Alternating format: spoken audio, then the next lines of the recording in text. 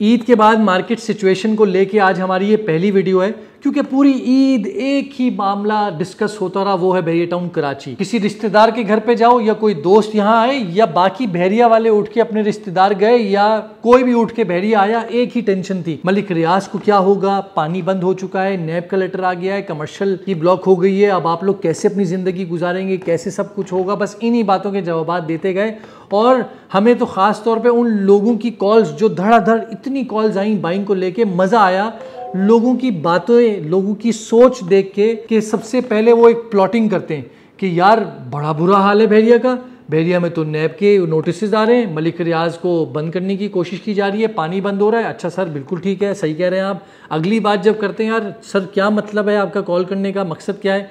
यार विला चाहिए। अच्छा भाई विला चाहिए, कहाँ चाहिए? स्पोर्ट्स सिटी विला में चाहिए। सर बिल्कुल मिल जाएगा। स्पोर्ट्स सिटी विला में कितने में चाहिए? देखो यार मार्केट आपके सामने है, देखो एक 40 में एक 50 में चाबी के साथ आता है। तो ऐसों को आप क्या जवाब देगो? हम बार बार उनको कहते हैं कि आप हमारा भी टाइम वेस्ट ना किया करें कॉल करके, और अपना तो बिल्कुल भी ना करें, आपका कीमती है, हमारा तो फिर भी यही वाला काम है। ऐसी चीज़ें ज़मीन.com पे आपको ज़रूर मिल जाएंगी। आप रिसर्च करते नहीं हैं, लेकिन सिर्फ आपको होता है मार्केट गिर चुकी है, लोगों को डराओ और उसके बाद ले लो। तो सामने वाले बंदे बेवकूफ़ नहीं है। नैब के लेटर आ जाने की वजह से अगर आप ये समझते हैं कि प्रॉपर्टी की प्राइसेस ड्रॉप हो चुकी हैं, तो ये आपकी गलतफहमी है।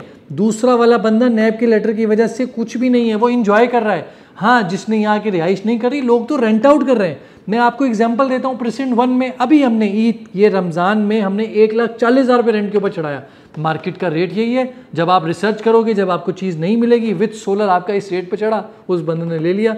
अब जहां मार्केट गिरी हुई है वहां लोग जाते नहीं है। जैसे कि प्लॉट के रेट ड्रॉप हुए हुए, 34 में लें आप, 35 में लें, 33 में लें आप, 37 में लें, 38 में लें, 1000 गज का प्लॉट लें, आधे से भी कम पैसों में आपको दिलवाऊंगा। वहां चाहिए नहीं। अब चाहिए भी कहाँ? प्रेसिडेंट 1 में बिल्कुल मस्जिद के सामने, वहां दिलवा दो 90 लाख रुपए में। पहले सारी बातें सिर्फ रिसर्च के ऊपर आती हैं। आप इस बात को समझें, हमारा काम आपको समझाना है, समझ जाए तो आपके लिए बेहतरी है।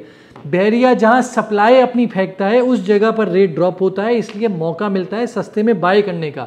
प्रेसिडेंट 1 में बहरिया ने फेंके थे लेकिन वो बिक गए। अभी इस टाइम बहरिया गोल्फ में दे रहा है, वहां पर रेट कम है, आप वहां पर परचेजिंग कर लें। लेकिन जिस जगह पर लोगों के पास चीज़ें मौजूद हैं, लोग सस्ती चीज़ें नहीं बेचते हैं। इस बात अगर आपको नहीं समझ में आती तो ये आपकी गलतफहमी है। अपार्टमेंट मेन गेट पे पहले भी अगर आपको 78 से 95 के बीच में मिलता था, आज भी उतने में ही मिलेगा।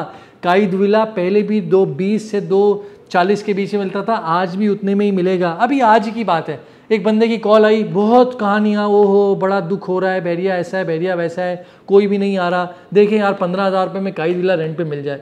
मैं तो कहता हूँ, मैं तो उस बंदे की बात को जवाब देने के भी कुछ नहीं था कि मैं 15,000 रुपये में 200 गज का विला आपको चाहिए और इतनी नैब की कहानियां सुना के। तो आप किसी को बेवकूफ़ ना समझें। अगर आपको 15,000 रुपये में चीज़ चाहिए, दूर बिल्कुल मिल जाएगा। मेन गेट से सबसे आखिरी % में लेके जाऊंगा। मसला ये है, लोगों को आइडिया ही नहीं होता। ये 65 किलोमीटर पे टोटल सारी कारपेटिंग और ये सब कुछ हुई हुई है। इतना बड़ा बहरिया है। बहरिया को ये एक छोटी सी सोसाइटी 3-4 गलियों की नहीं है, ये इतना बड़ा शहर बना हुआ है। हर चीज़ मिलती है यहाँ पर, महंगी से महंगी भी, सस्ती से सस्ती भी। लेकिन ऐसा नहीं हो सकता कि आप सस्ती चीज़ देख के आपका वो मेन गेट पे जो महंगी वाली चीज़ है वो आपको दे दे। तो एंड दी एंड होता यही है कि लोग आपके पैसे लेकर भाग जाते हैं और फिर कहा जाता है हमारे साथ फ्रॉड हो गया और बहरिया में फ्रॉड हो गया। फ्रॉड की शुरुआत आपके एंड से, आपकी उस ख्वाहिश की वजह से होती है कि करोड़ की चीज़ 50 लाख में चाहिए, तो 50 लाख रुपए में बाबा जी का ठुल्लू ही मिलता है। जोक्स अपार्ट, इसमें कोई शक की बात नहीं है कि जो प्राइवेट बिल्डर्स यहाँ काम कर रहे थे वो परेशान हैं। हाँ, यहाँ मौका है, जिसके ऊपर नैब ने इंक्वायरी डाली है वो आपको चांस की डील देगा ना। आओ बैठो, जाओ उनके पास, डायरेक्ट जाओ, जाके ले लो, वो आपको सस्ती चीज़ देंगे। वो चीज़ सस्ती चाहिए नहीं। जहाँ कुछ हुआ नहीं है वहाँ डर दिखाकर आप ख़रीदने की कोशिश करोगे तो आपको कुछ नहीं मिलेगा।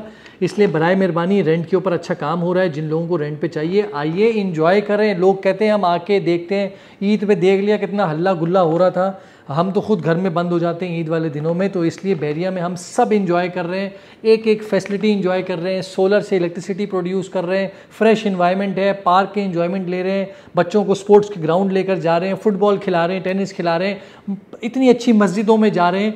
हम तो कहीं भी फील नहीं करते कि हमारे किसी सोसाइटी में अभी कोई पंगा चल रहा है।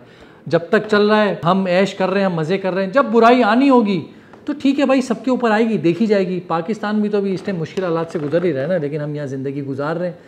अपना भी ख्याल रखें, लोगों का भी ख्याल करें। लेकिन एक आखिरी बात करूँगा, अगर आपकी इन्वेस्टमेंट की पहली ख्वाहिश ये है कि किसी का नुकसान कराकर आपको अपनी इन्वेस्टमेंट करनी है, तो फिर याद रखें, जब जिस चीज़ की शुरुआत ही किसी के नुकसान से हुई हो, तो फिर आपके साथ क्या होगा, इस बारे में आप भी अपना सोच लें।